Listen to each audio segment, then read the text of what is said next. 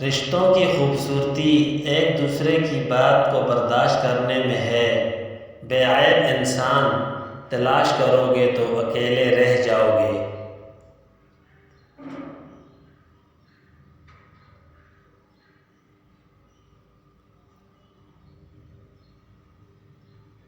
جب کسی ضرورت مند کی ضرورت پوری کرو تو فخر نہیں، شکر کرو کہ رب نے اس قابل بنایا کہ اس کی عطاؤں کو اس کی مخلوق میں تقسیم کر رہے ہو۔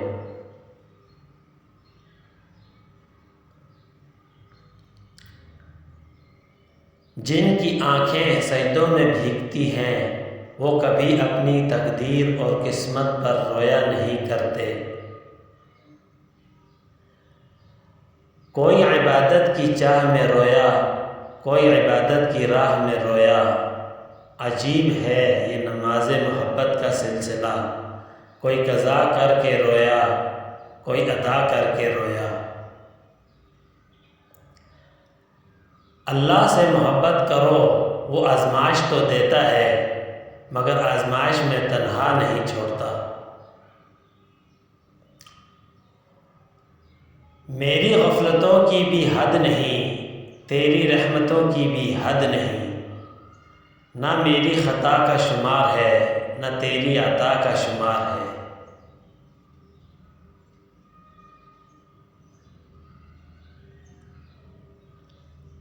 جب اللہ تعالیٰ کسی بندے سے محبت فرماتے ہیں تو اسے نرم مزاج بنا دیتے ہیں۔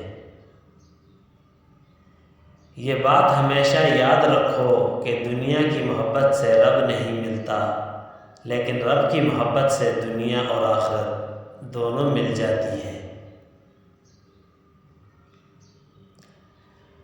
مومن وہ نہیں جس کی محفل پاک ہو، مومن تو وہ ہے جس کی تنہائی پاک ہو۔